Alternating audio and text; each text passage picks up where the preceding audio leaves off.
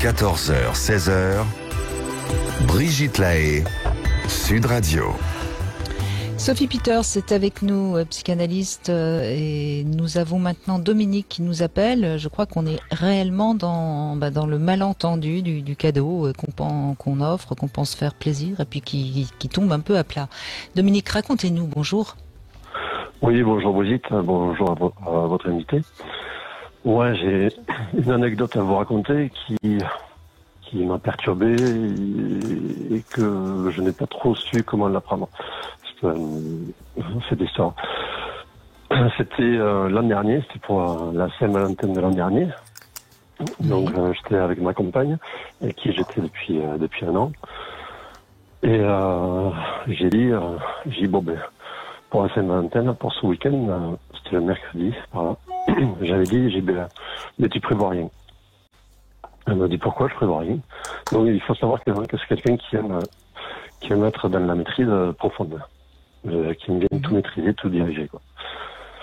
J'ai dit, tu prépares rien ce week-end. Pour une fois, je dirais, comme je sais que tu aimes bien préparer et prévoir les choses, j'ai dit, cette fois-ci, tu me laisses faire, quoi. Et elle m'a dit, non, Tonia, j'ai horreur des surprises. J'ai dit, non, ne t'en fais pas. Je dis, c'est pas une surprise, qui sera désagréable, tout le contraire, ce sera plus qu'agréable. Donc, ça a été dit le mercredi soir. Le jeudi, elle m'a reharcelé là-dessus et elle a dit ouais, mais dis-moi ce que c'est cette surprise. J'ai dit non, ça reste une surprise, c'est pour la Saint-Valentin, ça se passera très bien, quoi. Voilà. Donc jeudi soir un peu tendu, vendredi on remet ça, j'ai dit non, le samedi je maintiens, le samedi on arrive et là elle m'a dit bon si tu me dis pas ta surprise, tenir je viens pas. J'ai dit non, j'ai dit ça va cool, quoi. J'ai dit c'est bon, j'ai dit c'est pour se faire une bonne Saint-Valentin. Et qu'on soit bien inclus, quoi. Voilà, quoi. Et il a fallu que, la Saint-Valentin, ce que j'avais prévu, c'était passer la soirée dans une maison dans un gîte, on va dire, sympathique, où il y avait, où j'avais préparé, j'avais commandé un massage, sauna, repas sympathique, je dis, au sein du gîte. Oui, vous aviez bien fait les choses. Normalement, ça ne devait que lui tout plaire, à fait, quoi. Mm-hmm. Et ça a été plus fort qu'elle. Il a fallu que je lui sorte, et que je lui dise ce qui en était. Donc, au moment de partir, j'ai dit à 14h, on repartira à 16h. Et j'ai eu droit à quelqu'un qui m'a fait la gueule toute la soirée, qui m'a dit, Tonia, je me doutais où ce que tu allais m'amener, j'avais été sûr que c'était là. Et elle n'a jamais pris plaisir à la soirée. Elle l'a fait, elle m'a dit, ouais, voilà, elle a tout boudé. Oui, oui. C'est de l'agressivité passive, le fait de bouder comme ça, Dominique. C'était de vous faire payer. Ouais, donc le repas très désagréable. Et au moment où où je pensais qu'on allait un peu se retrouver, parce que on a une vie, quotidienne, assez tendue. C'est quelqu'un qui s'implique beaucoup dans son travail. Donc, voilà, on va dire qui est passionné, qui veut montrer qu'elle fait tout comme il faut, tout ça dans son travail. Donc, c'était pour la relaxer. Et le massage, elle l'a pris, mais de façon très stressée. Le sauna, le jacuzzi, c'était chacun de son côté, il n'y avait pas de tendresse. Le repas très très très tendu, franchement j'étais renversé. Et au moment où on est allé après, le soir après pour dormir, elle est sortie du lit, elle m'a dit tu sais quoi, ça me saoule, ça me pèse, donc je vais dormir sur le sofa. Voilà. Et elle est allée dormir sur le sofa. Et aujourd'hui, avec le recul, vous avez interprété ça comment ? Avec le recul, je vous dirais, ça m'a. Maintenant, je l'outrepasse. Ouais, c'est blessant parce que c'est vrai, comme vous disiez au début de l'émission, on fait cadeau pour les autres personnes, en même temps, on le fait aussi un peu pour soi. Oui, certes, je dirais, mais c'était sans. Oui, là, vous avez l'impression de lui faire plaisir. Mais vous êtes toujours ensemble ? Par contre, oui, on est toujours ensemble, mais ça restait quand même très, très tendu, je vais pas vous cacher. Par contre, cette année, je dirais, quand elle a voulu me faire un cadeau un peu, on va dire, dans le même style, où elle avait réservé en Andorre, je dirais, dans un site balnéaire, dans un endroit à peu près identique. Et bien, elle te fait ressortir en disant, tu vois, moi, quand je te fais cadeau, ça te prépare ni rien. Je dis non, je tout le contraire, j'apprécie beaucoup. J'ai dit, mais j'ai pas compris ton comportement l'an dernier. J'ai dit, non, moi, j'apprécie beaucoup, c'est très sympa.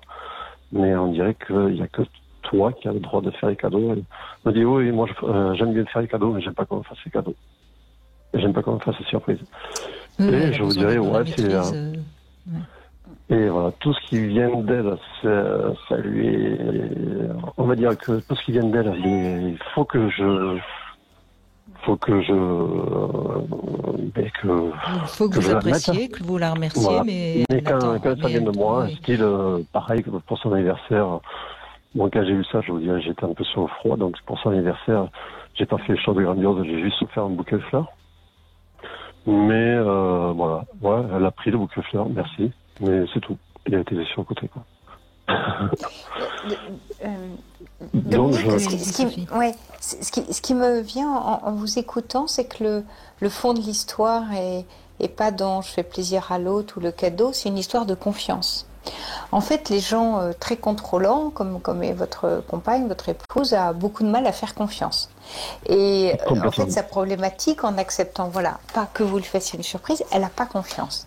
Et la vraie question, puisque vous êtes encore ensemble, et du coup, concentrons-nous sur ce présent, après cette histoire malheureuse, c'est de vous adresser à elle, vraiment dans une discussion les yeux dans les yeux, et extrêmement sérieuse et profonde, c'est mais à quelles conditions tu veux bien me faire confiance ? Quelles vont être les conditions pour elle qui seront remplies, qui fera qu'elle pourra lâcher quelque chose et vous faire confiance? Parce que un couple dans lequel on ne peut pas se faire confiance mutuellement, ça veut dire quoi se faire confiance? C'est se confier l'un à l'autre.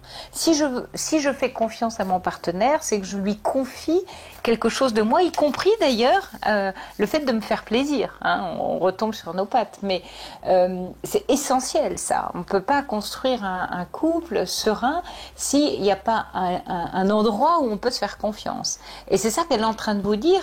Et quand elle dit, tu vois, moi je veux te faire plaisir et finalement je ne te fais pas plaisir, mais parce qu'il vous restait l'amertume, elle a voulu valider le fait elle a voulu se décharger de sa culpabilité suite à l'événement. Comme ça, mais en même temps, Sophie, elle avait remis la balle au centre. Oui. Pardon. Oui, mais en même temps, Sophie Peters, on voit bien que c'est une femme qui, de toute façon, ne se fait même pas confiance, puisqu'elle veut tout faire bien. Elle est toujours dans une recherche de perfection qui traduit bien sa difficulté à se faire confiance à elle-même. En fait, c'est quelqu'un qui doit être terriblement tendu tout le temps. Dominique, c'est quelqu'un qui aurait besoin, je pense, de faire un travail sur elle-même pour apprendre à lâcher un peu. Alors, faire un travail sur elle-même, c'est impossible.